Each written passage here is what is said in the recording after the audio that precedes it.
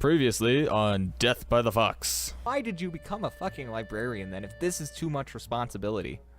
Welcome back, my foxy people. My name is Death by the Fox, obviously. And today, I gotta make sure that I'm actually speaking to my microphone here. Are we recording? Yes, we are. Okay. Sorry. Today, we're playing Katawa Shoujo. Hope you guys enjoyed the last two episodes. We're getting deep. Things are getting heavy. We got hit on by a sexy nurse.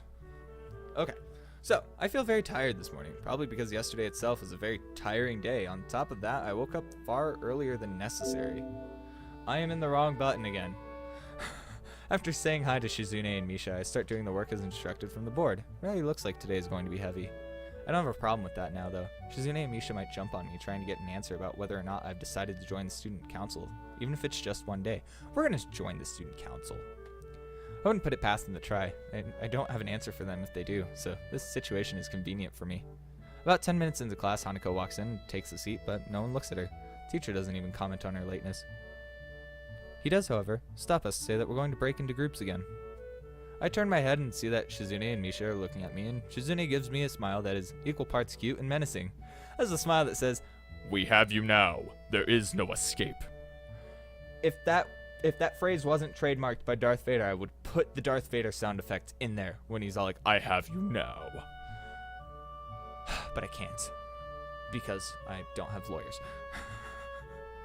Hee-chan, it looks like we're together again. Yay, yay. Misha leans sideways while Shizune pushes her desk closer to mine. There really is no escape now unless I were to jump through the window. Like Colonel Flag, we're gonna jump through the window. It was the wind. The wind broke his leg. Jumping out the window isn't the best option, sadly.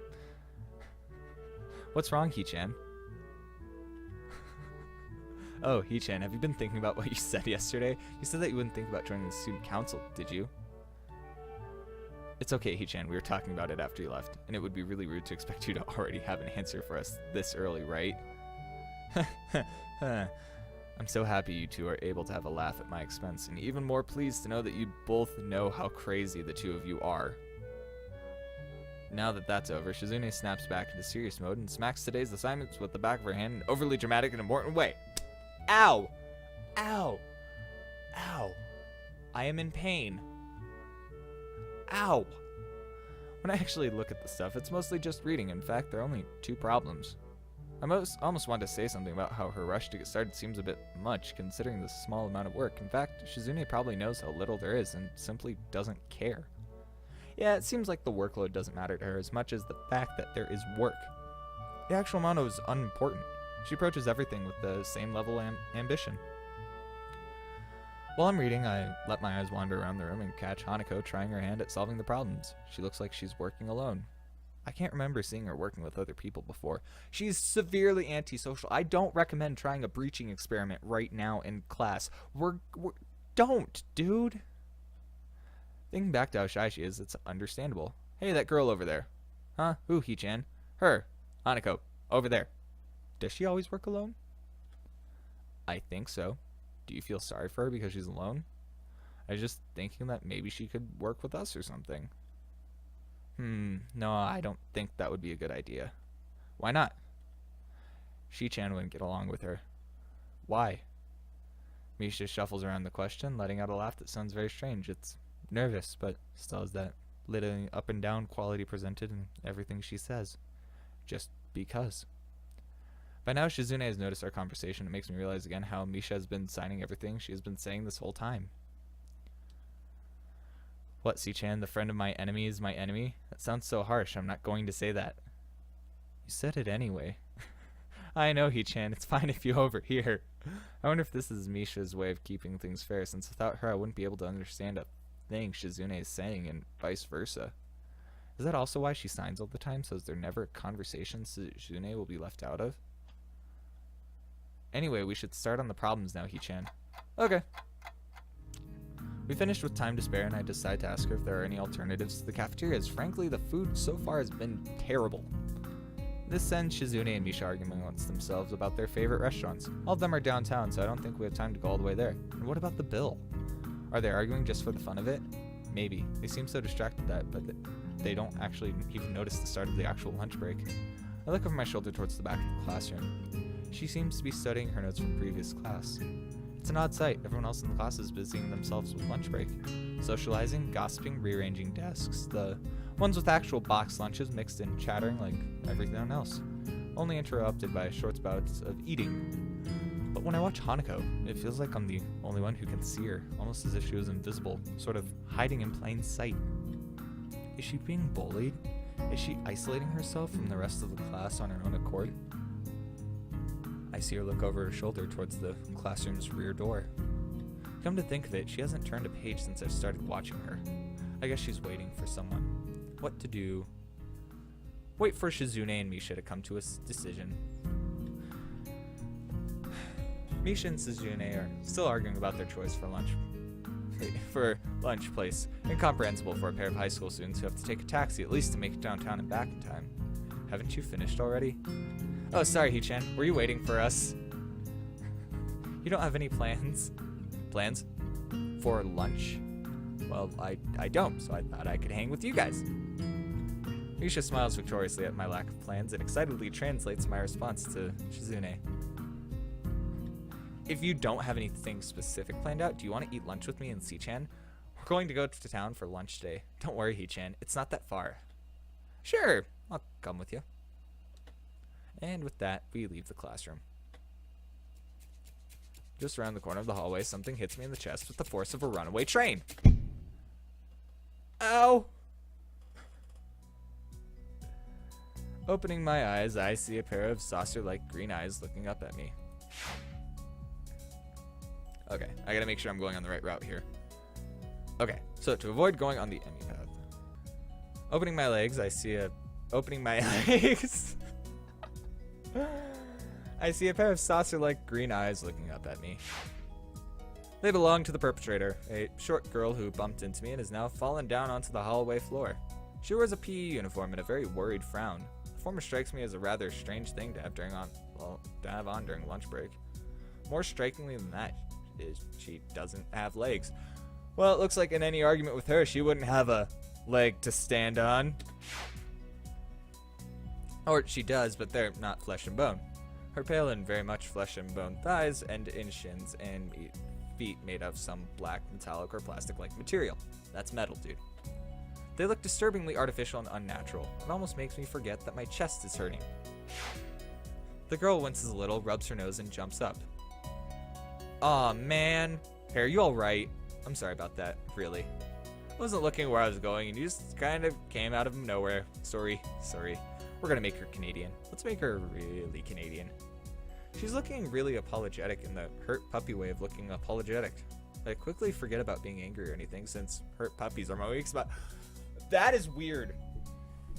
That is so freaking weird, man. Oh, puppies in pain are my weak spot. What the hell? It's okay. Don't worry about it. Ow. I say that, but there's a stringing pain growing in my chest, and I know that this is about the biggest possible danger for my condition. Don't overexert yourself. Don't forget your medication. And most of all, don't get hit in the chest. What do? Get hit in the chest. I try to rub my solar plexus to chase the pain away, holding my breath in an attempt to hear my heartbeat.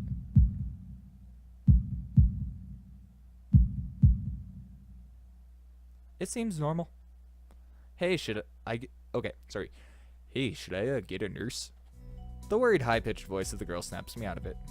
I stare at her for a few seconds, dumbfounded, until I realized that I probably looked worse off than I really was, doubled over myself and looking all tense. Damn, I'm overly worried about my heart. No need. I'm fine. Really. Managing to say something in response, I pull myself upright, feeling my sore ribs one last time, and take a deep breath. She just knocked the wind out of me big time, but it's nothing more than that. You sure you're okay? I hit you pretty hard. It's okay. I said I was fine, and nothing's broken. No harm done. That's good, eh? I feel a hand on my shoulder at the same time the girl's eyes widen and...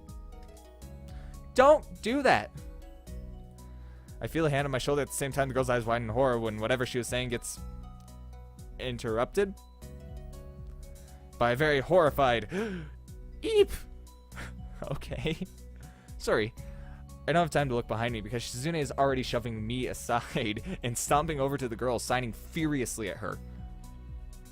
Miss Ibarazaki, I saw that running in the halls is strictly forbidden.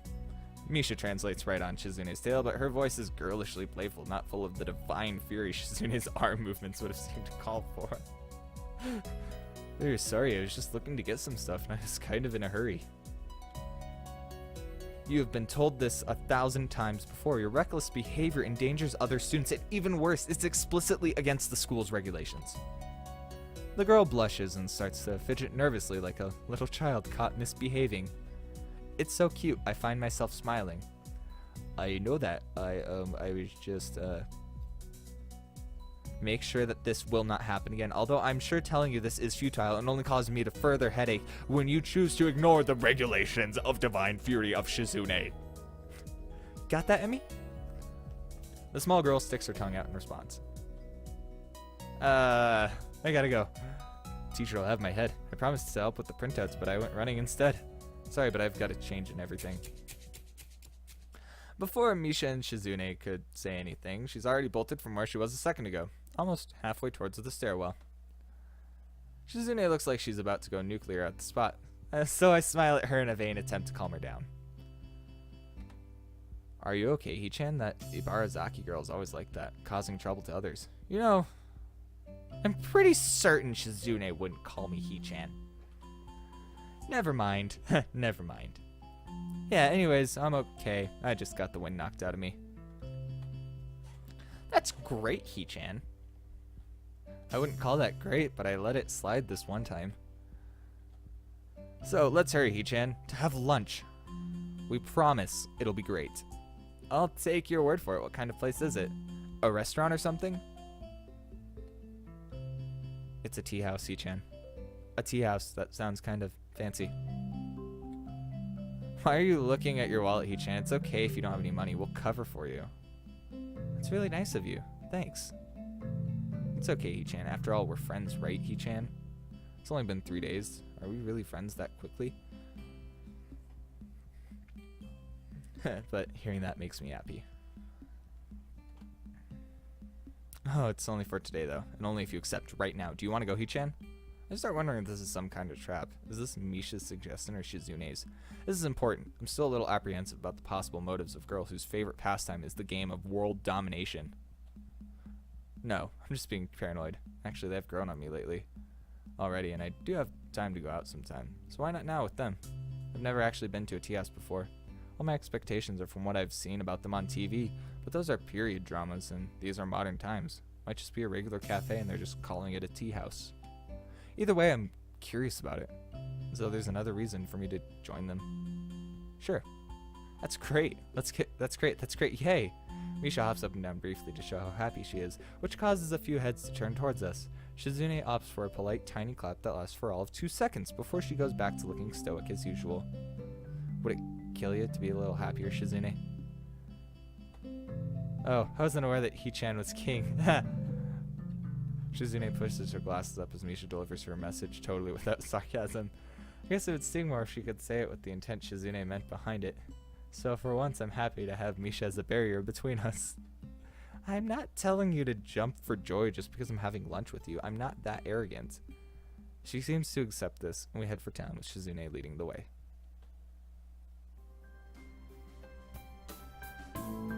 Watching her walk in front of me, I notice that she walks very quickly, taking long, heavy, determined strides. Okay, so if my editing was good, you probably didn't notice that I just broke for dinner. Sorry, roommates made some food, so... And not wanting to be rude, I chose to eat it. So, anyways, where were we? Watching her walk in front of me, I notice that she walks very quickly, taking long, heavy, determined strides. Maybe if she were traveling through a snowstorm, it would make sense to walk like that, but it's perfectly clear. Anyways, it's making me feel exhausted just watching her. We arrive at the tea house in what Misha says is record time, likely because of Shizune's blazing pace. I feel a little let down seeing that it's not a huge feudal area building with mats on the floor and women in kimonos pouring tea. It actually is more like a cafe as I thought. Not that it's a bad thing, it just looks very nice. As soon as I walk through the doors, someone zooms in front of us as if they had been lying in wait the entire time. Oh God. Well, with how bad teachers' salaries have gotten, I'm not surprised, considering, you know, a lot of teachers are having to pick up second jobs. Gotta make that pay. Alright. Welcome. Thank you for patronizing this establishment. Oh, well, I'm glad we could. The top half of her body drops forward in a bow that looks like an axe chopping through wood. I'm surprised to see it's none other than Yuko, the librarian. Hey, I didn't know you worked here. Oh yeah, I do. I'm a waitress. I've been working here for 1 year, 6 months, and 2 weeks now. This is very specific. Thank you for choosing to come here. Is there anything I can do for you? Hi, Yu-chan. Hello, Misha. You both know her too? Of course, Yu-chan. Yu-chan works in the library after all. I don't go there often myself, but C-chan knows her, and we both come here a lot. So it's like we see her all the time. Yes, should I get you your usuals, and if there is anything you would want, please feel free to tell me at any time. You don't have to be so formal. We all know each other. It's also pretty empty today, so she can afford to take it easy. I was hoping she would stop looking so nervous, but my words have the opposite effect. No, I'm a waitress. This is my job. I have to do it properly.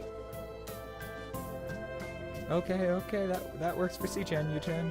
Please get C-chan what she usually gets, and I'll have some green tea with milk and honey. No pressure. Yes, but this is my job, and there is always pressure. I'm sorry, I'm arguing with the customer. Sorry. Yuko takes another 100-mile-per-hour bow, and I decide to give up and join Shizune and Misha at a table. As soon as I sit down, Yuko comes by, looking even more upset than before. I'm sorry, I'm really sorry. I forgot to take your order. I'm not attentive to customers. That's not right. I'm sorry. Is there anything I can do to make up for it? Please tell me. It's okay, Yu-chan. Yu-chan didn't order anything, so it's not your fault. Don't be upset. It's true, I guess. I should order now, but I don't really know what this place serves, and there doesn't seem to be a menu. Yeah, she's right. I'll have some coffee and a sandwich, if you have one. Whichever sandwich you think is the best tasting one here, because Shizune is paying for my meal.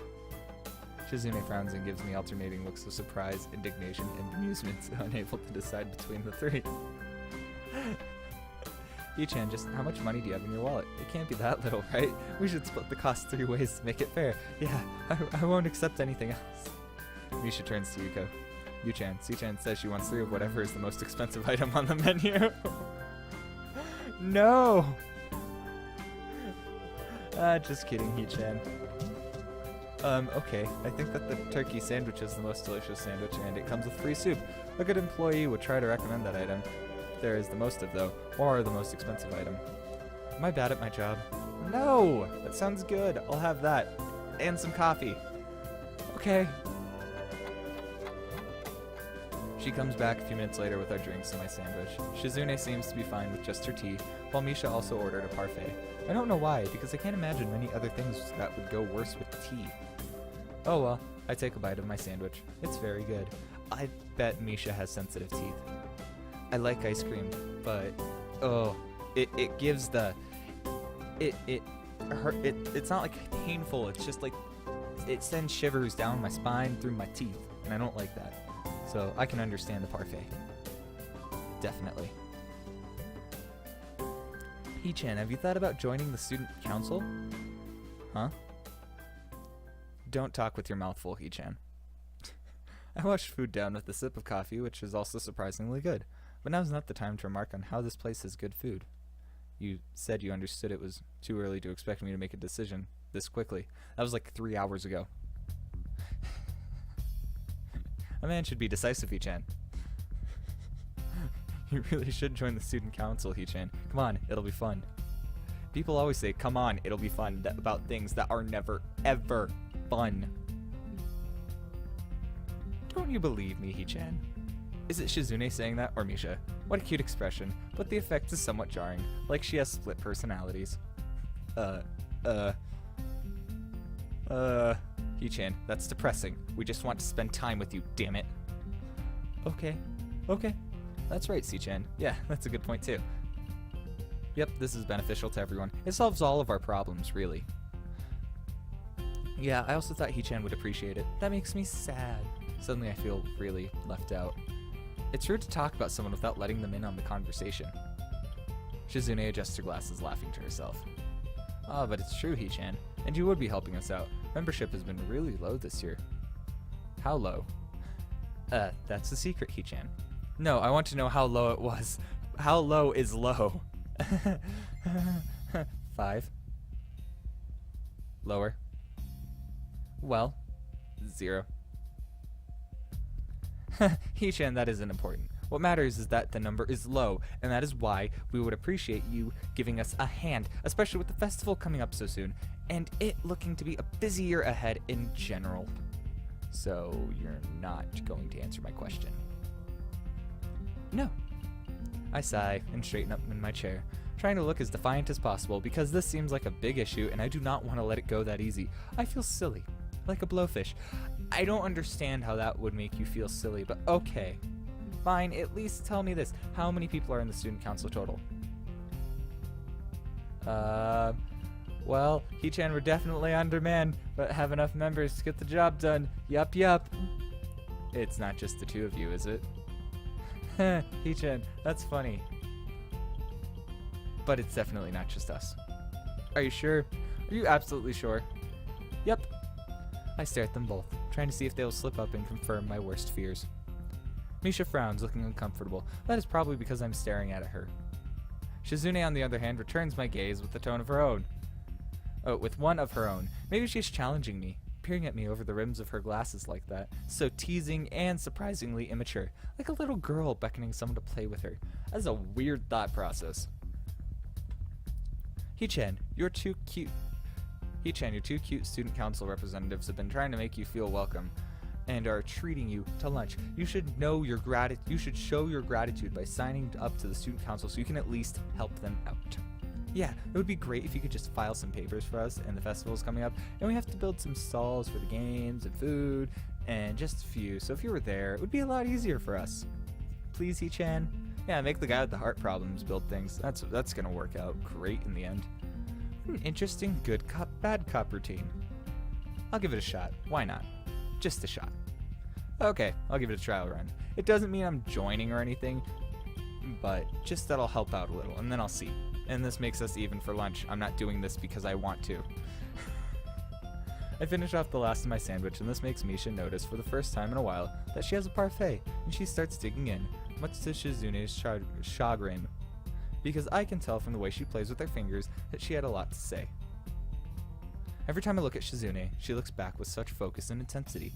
This time is no exception. Her face is expressionless. Maybe she is thinking. Eventually it gives way to a smile.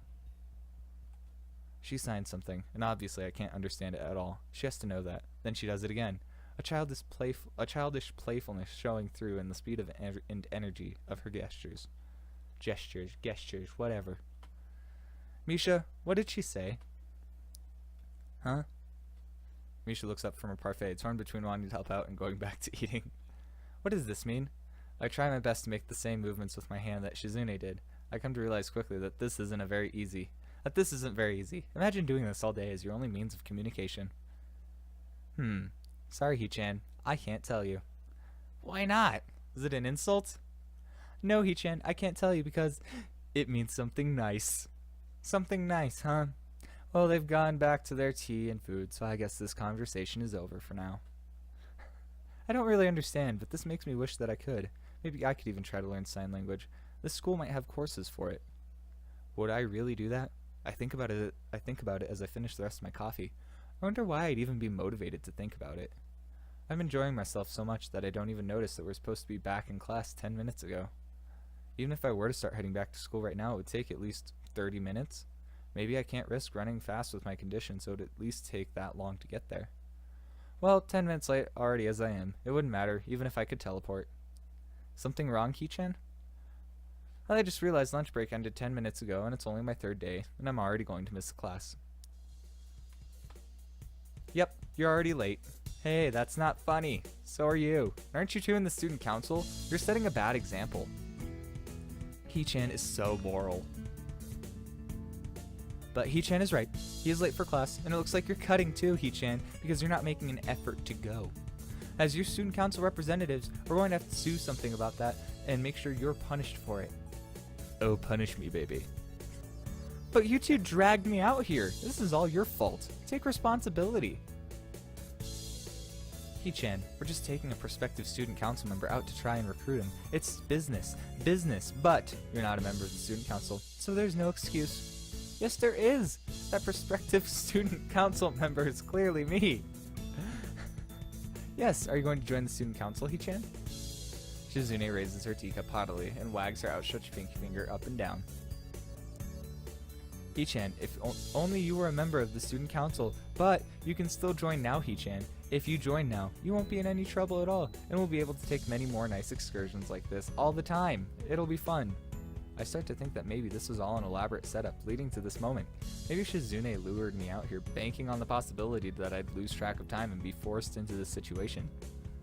Diabolical! Well, considering what I know of her, I should have been more on my guard. But I have to admit that I got myself into this, even slightly, would be unforgivable. I try to read Shizune's intentions in her eyes, but she just returns my stare blankly. Innocently, she takes a sip of tea like she's mocking me. ... By the way, Hee-chan, I didn't plan this at all. Things just happened to work out this way. Sure. I was almost about to drop my theory as paranoia, but this puts a new spin on things. I almost fall over in awe. So it really was an elaborate setup from the very beginning, all just to burn me and force me to join the student council. It was the elaborate feminist agenda! Oh, the horror! The elaborate feminist agenda, Marty! I have to go back in time to stop it! That's a terrible Doc impression. I'm sorry. ...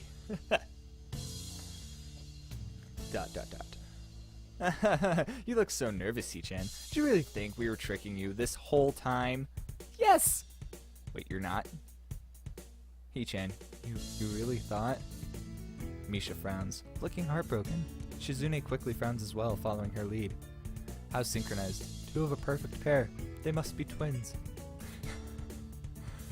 Hee-chan says she's flattered Hee-chan, but doing that kind of thing would be grossly inappropriate abuse of power. Doing that kind of thing would be a grossly inappropriate abuse of power and imposing on your free will, and it would be blackmail too. Hee-chan would never do anything like that. Never. I think about asking Nisha, are you sure? But I resist the urge to. Anyway, Hee-chan, what Hee-chan said is true. Since you're with us and we're doing student council work, it's okay if we miss a class or two. Not that this is a good excuse to do so. Or that one that should be used more than 3 times a month. But not more than 4 times a month, because that would be ridiculous. Or something that can be or should abused. So, we must definitely return to class. Eventually. Shizune waves Yuko over and points to her empty teacup, indicating that she wants another one. As Misha scrambles to finish her parfait so she can order something else, maybe I should as well. I am still hungry, and the portions here are a little on the small side. Most importantly, Shizune is paying for everything. With that in mind, I ask Shizune for another sandwich. By the time we leave the tea shop, I've missed not just 1 class, but 2. Shizune and Misha seem content to let the whole day pass by, stalling for even more time by suggesting a pair tour the town that turns out to cover a 2-block radius from where we start. Eventually we do go back to school, and the rest of the day is just business as usual. When classes are over, Shizune and Misha pack their bags and leave the room before me. Come to think of it, this is the first time they've left me alone. It's strange, I almost missed them. The room empties quickly and I'm the last one out the door.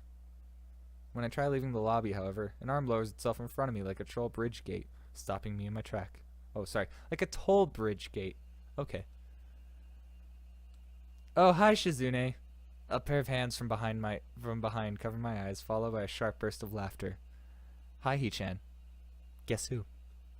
Misha asks the question completely without sarcasm, meaning she doesn't think that I instantly knew it was her for many obvious reasons.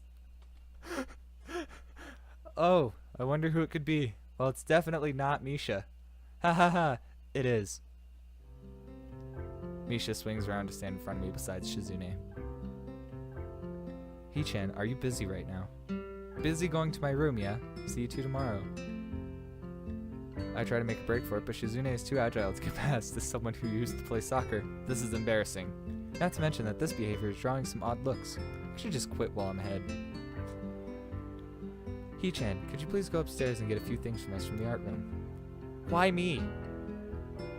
C-chan thinks that if the art teacher sees this, he will say hi, and she doesn't like him. Ignore him. She tried, but even though C-chan is deaf, he'll try to say hi anyway. Run away? I never run. A tone of finality so strong that I can pick it up even through Misha. I can see that there's no use pursuing this further with Shizune. Misha, why can't you get them? Stairs make me dizzy, Hee-chan. Shizune nods as if to confirm it.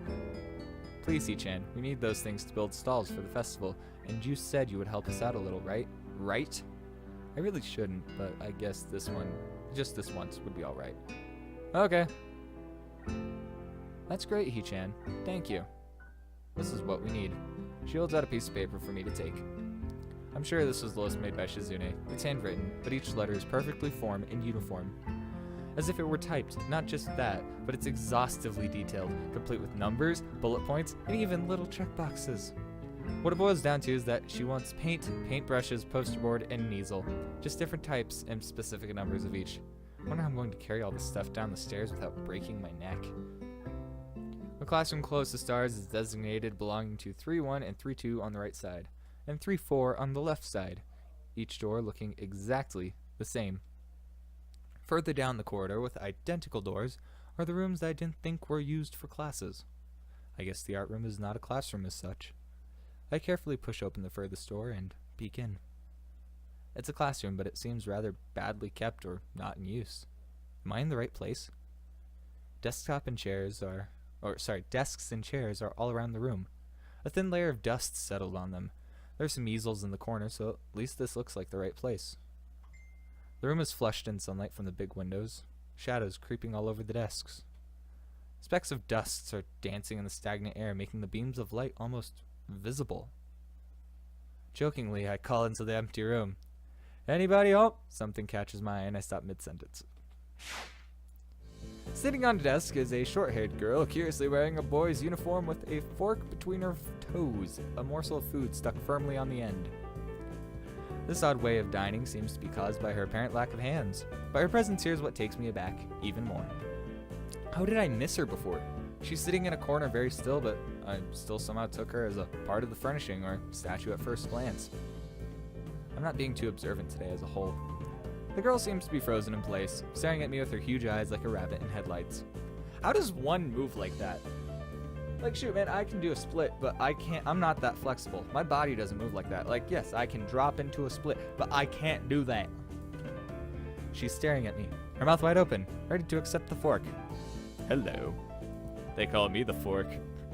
I'm staring at her, my mouth wide open, suddenly remembering I didn't finish my sentence and trying to think if I should. The weird stalemate to keep us both stunned into silence, punctuated only by the wall clock ticking rhythmically.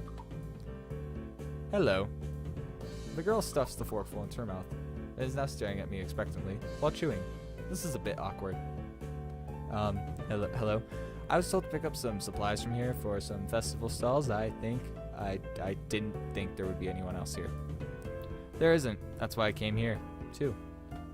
She picks up another forkful. Doesn't that mean you're here then? She raises her eyebrows as if she was suspecting my observation was false. You are pretty observant, I guess it does. But who are you? And the girl is pretty straightforward, isn't she? I'm Nakai. Hisao Nakai. I just transferred in on Monday. I'm Rin. Tezuka Rin. Rin Tezuka. I won't shake hands with you, but at least we know who we are now. That's very nice. Her deadpan manner of talking makes it hard to determine whether she's joking about shaking hands or not. It kind of bothers me. Joking about these matters doesn't feel appropriate at all. While I'm trying to figure out what's appropriate and whether this girl is, she seems to have lost interest in me and is now gazing yearningly back at her food. Can I continue my lunch? If you don't mind me, I won't mind you.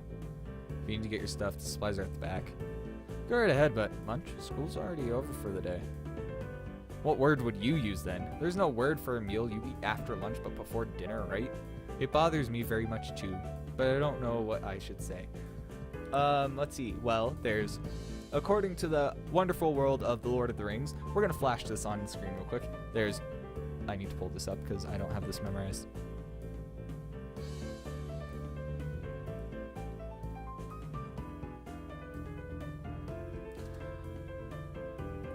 Alright, so according to the Lord of the Rings, there are 7 meals a day. So, there's breakfast, second breakfast, 11sies, luncheon, afternoon tea, dinner, supper. So really it would be afternoon tea or dinner, because technically you eat supper. So boom! So we're going to pop it on the screen now. So, do you see it? Do you see it? Quick, before it goes away. There we go. Boom. I don't think you're supposed to eat a meal between lunch and dinner to begin with. But I'm hungry now, and my delicious boxed lunch would go to waste otherwise. I have curry. It's very delicious. With much decisiveness, Rin once again picks up the fork between her toes, and with at least as much impoliteness, she points it straight at me. So, Nakai, what brings you to this place? Like I said, I was told to look for these things. No, the school. From the outside, you look fine. Is your problem inside? I come to a full stop, opening my mouth, but not getting a word out. I can guess. I am good at guessing. Better than most people. Rin cuts me off before I can answer her question, or skirt around it somehow. I don't know which I would have done.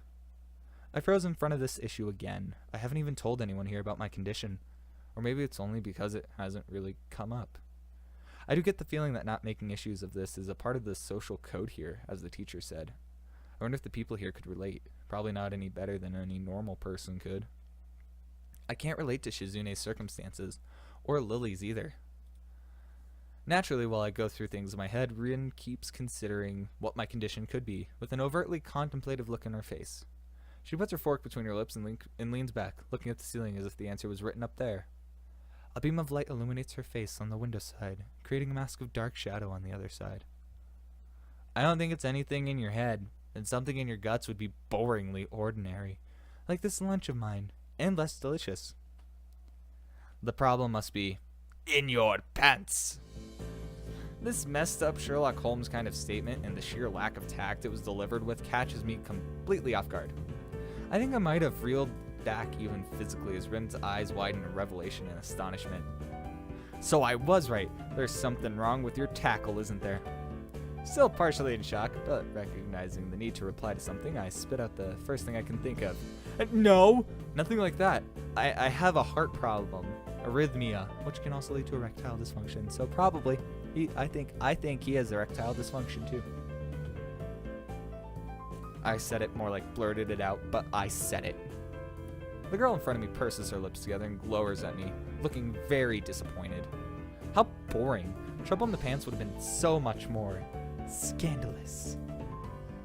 It's my favorite Fergie song. What's with this reaction? I'm sorry to let you down. I forgive you. Just I collect people, and a person with, that kind of problem would have been really great. Collect people? People with different problems. Huh, so you just go around asking people what's wrong with them? Pretty much. I see. With little left to say, Rin resumes her lunch and the conversation dies away, but I keep thinking about what was said. It's the first time I told anyone else about my condition, and all the other people have known about it already or heard about it from someone else. Or didn't need to know about it, like every other student here so far.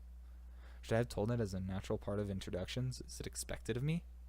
Hi, I'm Hisao. I also have a very serious heart condition. Is that how I'm supposed to go around introducing myself from now on? As if our disabilities would define us?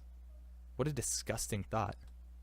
Or maybe this Tezuka girl just has an unnatural interest in such things. As I walk to the back of the room to pick up the items on Misha's list, a chance opens to study Rin from the corner of my eye. Her hair is burnt auburn, almost orange, and cropped short. Long hair would probably be impossible with no arms. The boy's uniform and the lack of arms make her look very thin, almost scrawny. She's not particularly pretty except for her murky green eyes, which flicker restlessly from below her short bangs, even when she eats. The distance and the shadows make it seem like they don't reflect sunlight at all, but instead absorb all of it within them like deep walls. She moves her feet almost as deftly as a normal person would use their arms. However, I can see this sight would discomfort people, especially while eating. Makes me feel a bit uncomfortable at least. I hesitate to think about the word unnatural, but it's too late now, isn't it? I keep searching the cabinets and shelves for Misha's things, but after enough time passes, the silence grows too uncomfortable, so I try to force some conversation out of the strange girl. So, do you always eat alone in this late, or do you get the occasional visitor? Visitors, maybe. You're my first occasional visitor. I don't always eat alone either. Sometimes I eat with a certain person on the roof, if she's not horsing around. Horsing. She likes to do sports. Oh, and that's all I can think of to say. Both of us fall silent again as Rin forks the last bit of her meal to her mouth. I look down at my haul and double check it with Misha's list. It seems I have everything except plywood. So I have all the things now. That's very nice for you. Don't feel obligated to stay. I was about to take a nap. You need to do whatever you are going to do with that stuff anyways, right? Or perhaps you like to watch girls sleeping. I'm not sure what to make of this, but Rin looks serious. Even if I did, I think I have to be going. I'll catch you around, Tezuka. You can call me Rin. I feel that our relationship at this point is good enough to warrant this much. I was already turning to make my exit, but she draws me back in. Fine then, I'm Hisao. Then you are. Rin looks at me hard in the eyes, but that intimidating feeling you get when someone stares at you isn't there. Like she's actually not looking at me at all. She blinks a couple of times and I can't figure out why a pause like this would just jump into my head. Between us out of nowhere. See you later, Hisao. There's something like a tiny smile there in her face. Maybe. I quickly back out of the room as I shut the door in my front of my face, and I whisper to myself, what an intriguing person. She is a goofy little peanut. And I think you should stay far away from her because she seems weird. Even the censored censor bar rabbit says you should stay away from her. Stay away from her, Brian. Stay away. An intriguing person. From inside, I hear a muffled sing-song voice. I heard that. What did she hear? I jump at the sudden appearance of Misha, who I had not heard approaching despite the completely empty hallway. Somehow, she had gotten to jumping distance of me without making a sound. Creepy. It briefly reminds me of Kenji's nutty theory about a global feminist conspiracy, but I pushed that thought aside. Shizune, standing slightly behind Misha, looks aloof as she couldn't have heard the remark that drew Misha's attention. But Misha is visibly excited. No, wait, more importantly, who's in there? There's no club meetings today. She tries to curiously peek past me even though the door prevents her from seeing anyways. What are you doing here? You took so long that we had to check. What's wrong? That's no good, He-chan. She wags her finger at me scoldingly. I found plywood, but everything else is still missing because you're tardy. Oh, sorry. I got the things here. I was just going to bring them. I think you're up to some mischief, He-chan. Who was in there with you? I wonder. Misha signed something quickly to Shizune, pointing at her own ear a couple of times. Shizune immediately pushes her way past me and opens the door into the classroom I just left. I can only imagine the shock she is experiencing. With Shizune's diligence and attitude, the insolence of daring to deface school property by sleeping on top of it must be too much to bear. And indeed, she stares at Rin, frozen in place apart from the slight but noticeable trembling of her fingers from suppressed rage, I am sure. Instead of blowing up, Shizune just takes a few deep breaths, adjusts her glasses, and slams the door shut, turning to sign fiercely at Misha. Duh. Maybe she did blow up, but I can't understand it. She shoots a very loaded stare at me too, as if it was somehow my fault that Rin is sleeping on one of the tables. I hope she's not getting any funny ideas about the reason of my tardiness. Hello? Rin's voice comes from the other side of the door, and it takes a few eye blinks to realize she might have trouble opening it. I open the door behind Rin to find Rin directly behind it, looking at us with a half-interested, sleepy face. Hello. Miss Tezuka, what do you think you were doing? You were absolutely not permitted to use school property for such disgraceful activity. It sure is suddenly very crowded in here. I didn't know I was this popular. It's hard to say whether she's happy or unhappy with this turns of events. At any rate, she ignores Shizune and Misha's scolding as they have no choice but to drop the issue. Shizune taps Misha's shoulder, points at Rin, and makes some quick signs. Popularity aside, please don't do that anymore. Anyway, how's your project going? Will it be done for the festival? Rin looks at them blankly, apparently at ease under the pressure. Shizune's cold stare is putting on her. I keep wondering about that myself, too. And we'll think about it harder. As Misha signs a reply to Shizune, her face turns into an unsatisfied frown. Miss Tezuka, please try to take this seriously. It'll be a disaster if the wall looks like someone threw their lunch up on it. Rin nods assertively. We'll think more seriously. Misha actually giggles at that, but Shizune doesn't, not even after translation. She just shakes her head, takes the materials from me, and takes off with Misha in tow. Rin frowns thoughtfully as she looks after the retreating student council duo. How rude. It's true though, I must finish my project before the weekend. There will be dire consequences if I don't. People will die. The end of the world, as we know it, most likely. Like weekends usually are, but more dire. Much more dire. Maybe I'll postpone my nap to unforeseen future.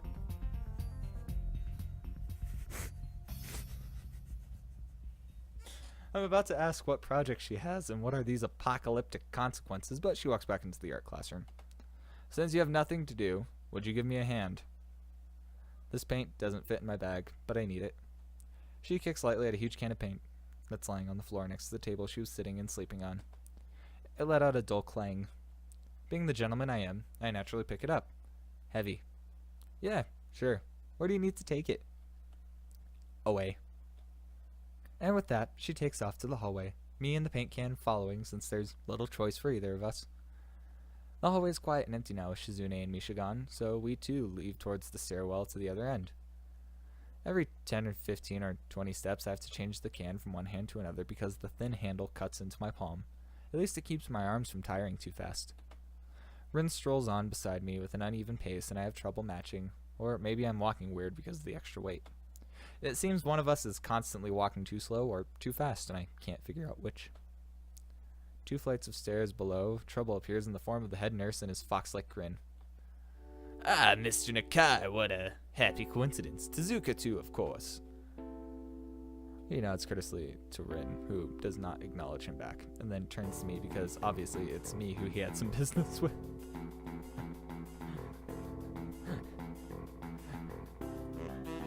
Okay, we're gonna let the porn music play here a little bit so we can set the mood. Also, I'm totally not opening up my cheat sheet that I accidentally closed out here earlier. So, yeah, definitely not doing that at all. Because I broke the, I'm stupid and I forgot to exit out. I love this music though. Okay, so we want Shizune's root. There we go. Summary. Okay, so I need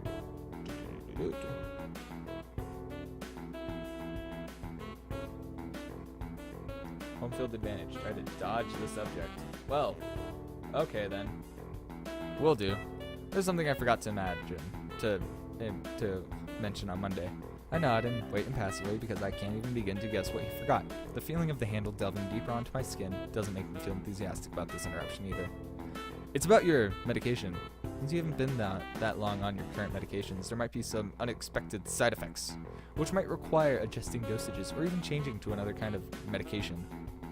So we will do a few tests regularly, but what I'd want is for you to keep an eye on everything in your condition that feels off, if you get what I mean. Nausea, headache, anything. And come see me if something happens, because we'll make something happen, baby. Alright. So, how are you? Everything fine? I give up and drop the can to the floor before answering him. Apparently, this takes longer than my biceps can handle. I'm about to say something generic as an answer, but then I realize how often I've done that lately. Other people have asked me that too. Teachers and students here, my parents, visitors, doctors, at the hospital, everyone. Everyone seems to be concerned about that. It's natural for a hospital, not so much for a school. Except this school. This is a small school, and both the student base and the faculty seem to be very tightly knit. I realize how convenient it would be to have a third monitor here, because then I could see the walkthrough as well. I only have 2 monitors, and one has OBS running and one has the game running, and I'm trying to flip between the game and looking at the walkthrough, so that's difficult. At least that's the feeling I'm getting. Alright, and this is not the kind of school that gets transfer students too often. The thought sends shivers up my spine, but I give it a generic answer anyways. That's great! Also, one other thing. My sources tell me you've been at neither the school track nor even the pool, so I'd like to know if you've taken up exercising as I asked. Of course I haven't, but his way of inquiring gives me the feeling that I should have been running my ass off on the track since the very first day. You have people spying on me? Not as much. I just happen to know a few people. That's not the issue here, so don't try to slip out of it. Well, I was actually just doing some improvised weightlifting as an exercise. I pick up and lift the cannon up and down with some sad imitation of a bodybuilder, even though it's weighing down on my arms painfully. The stupid grin disappears from his face for a second, then comes back like it was never gone. Suzuka, would you give us a second? The nurse grabs me by the shoulder without waiting for Rin's permission, which he didn't need in the first place, and drags me aside. When I told you to exercise, I wasn't joking. I understand that you're still on your first week and all, but please don't ignore the importance of this. The reason I'm coming down this hard on you is that habits are not easy to form. The more you slip and postpone, the harder it'll be. It's the same with everything, like dieting. Can you promise me to be more serious about this from now on? Yeah, sure. Yeah, I promise. Definitely. He studies me for a moment and then shrugs, smiling again. Okay, that's more like it. If you go to the school track tomorrow morning, you'll meet a spy who probably has no qualms of offering consultation to you if you want to jog a bit. Consultation. See you around. What a weird little peanut. I love him.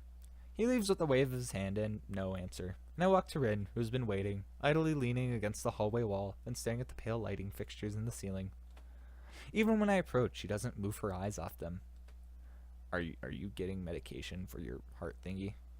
Were you listening? It comes out more accusatory than I intended, accidentally lashing out on her. But even so, I don't really want to start talking about it. I just met her. I don't know her. It's not her business. The nurse seems to be happily ignorant about confidentiality, too, talking about that kind of thing in public. But it's not Rin's fault, is it? I look up at her, suddenly feeling a bit guilty, but Rin is just staring past my shoulder quizzically, her head tilted like a bird. Sigh. I don't know why this is so hard for me. It feels like there's something inexplicable. Luck that prevents me from being more upfront about this. Yeah, they're for my heart. Will they make you feel better? No, not really. They just make me a little worse. Rin keeps looking at me for longer, and then she neither says anything further nor displays any kind of emotion I could discern. I'm thankful that she doesn't. I think I'm still not quite used to all this. At the hospital it was easy, but I still haven't sorted my feelings about having to live a normal life with this disability. We leave the main building and Rin leads us onwards towards the dorm. We stop at the small patch of greenery in front of the dorm building. The dorm is built on a slightly elevated ground, with a wall and a few trees that everyone has to circle around every time they come or go. It's probably the only inconvenient design in the entire school. The entire wall, made of the same kind of bricks as the building itself, has been covered with some sort of painting. Most of it is still mere sketches, quick lines drawn with black and white against the gray plastering that covers almost the entire length of the wall, but some places look a bit more finished. There are human faces and legs and handles and hands. Handles. Yeah, we have handles there. It's modern. I can't quite say what the painting as a whole might portray. Stacks of what seem to be paint cans arranged in piles around the ground beside the wall. See, the left side is hardly off the ground yet. It's because I couldn't get in the mood yesterday, so I gave up and went to meditate instead. Then it was suddenly morning. I have to work on it, but guys from art class are helping with the negative spaces and base surfaces whenever, which is a problem. It's easier to paint big areas if there's lots of people. With hands. The reach is better and it's faster too. She goes on a tangent of a tangent, waving a little with her arm or whatever of it there actually is to demonstrate, even though I got the point already. The white cotton of her sleeve flaps around and makes me think it would look sadder than it was.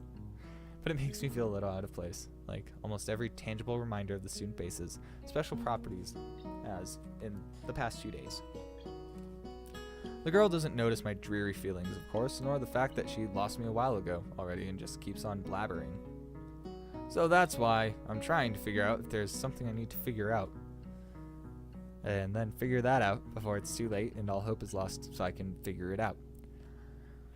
Why would hope be lost? Because paint has to be painted and then it has to dry and then it has to be painted over with another kind of paint. It takes time. She finally stops, apparently thinking she's made some kind of statement that makes sense. I think it's best to start from the top. So this is your project? You did this? Yes. Yes. All of it? Yes. Nice, but... I stumble with my words, suddenly feeling like I've walked straight into the minefield of political incorrectness. It's okay. You can say it. I probably won't get mad. I blush really hard. I don't really know what would be the right thing to say, if any. It feels as if I'm way more sensitive than Rin is, though. This is really awkward. Don't you want to ask, how do you paint without hands? See, I'm an easy person to talk to, right? I paint with my feet. I almost guessed that already, but isn't that a little hard to do? You're good at guessing. Anyways, I don't think it is, but maybe I'm used to it by now. I can't get my mind around the fact that she could be an artist, but seeing how adept she was at using her feet to eat, I figure painting might not be a problem either. Neither of us has anything more to add to the project, or to the subject. The afternoon light works pretty well, and I was afraid it would look too flat, but it's not. I think it's actually pretty interesting. I wanted to see what it looks like in dim light. Do you think it's flat? Well, paintings tend to be flat. Not like that flat, you know, flat like some people are. No substance, no meat, where there should be some. I know a few girls who... Okay, I get it. But I couldn't really tell. I'm not that good with art. I can't name many artists or artistic terms, so I don't really have anything to say. Rin shrugs her shoulders at that, saying, suit yourself, without saying it, and looks up at the sky as if trying to look for something up there. I didn't think I'd get any actual work done, but if you give me a hand with the paints, I could do a little before it's too dark.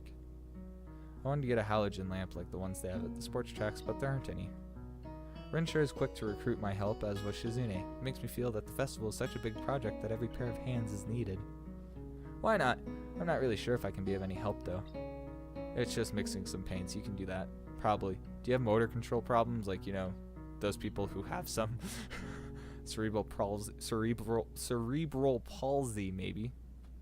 Not that I know of. I get it. Heart thingy. That has nothing to do with that. She gives me a sly look for no reason. No, it does not. Let's do it then. Oh my.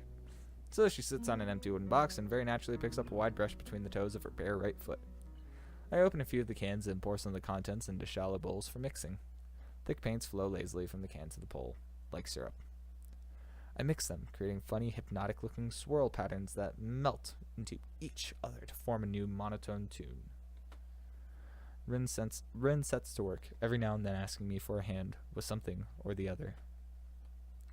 Finding different brushes is easy enough, but mixing the paints to be the exact tone this girl is apparently seeing in her head is a frustrating ordeal. She wants precision down to the last millimeter before she is satisfied, but her instructions are obscure at best. Add half a splash of green. I crouch down and pick up the can of bright green. The other green. This green. I carefully pour some of the other green into the mixing bowl. No, that's almost a whole splash. More white. Is green a good color to add? No idea. You're the artist here. A hint of smile appears on the corners of her mouth. Do you lack an opinion? No, it's just that I have no idea. It's okay, because I just got an idea. Add more white. With this exclamation, I pour a minuscule amount of white into the bowl and mix it. It looks slightly whiter. That's not good. It has to be like the color when you wake up and you know that you saw the meaning of life in your dreams, but you can't remember it. Maybe it's yellow. Despite the impossibility of mixing a color like the change of seasons or any other nonsense that's being imposed on me, I find myself enjoying it more than I thought I would. Seeing a painting being born on the plastered wall feels like magic. I spend the moments I have between mixing paints and cutting on the paving road and look at her work. It feels like slightly intrusive at first, like breaking some imaginary intimacy, but Rin doesn't seem to mind the least bit. Maybe it's just in my head. Her entire presence emits a completely different air as she patiently works the details, adding layers of paint on top of other layers of paint, steadily moving her foot across the wall to add new shapes. When I manage to produce a passable mixture of paint, the rare smile on her face is oddly rewarding. Apart from the few words when discussing paint mixes, neither of us says a word for the longest time. And even those short discussions soon evolve into shorthand, both of us developing and using weird impromptu code words for various paints and hues, as if there is some need to converse words and breathing and sound. We stay there late into the evening until it becomes too dark to paint properly.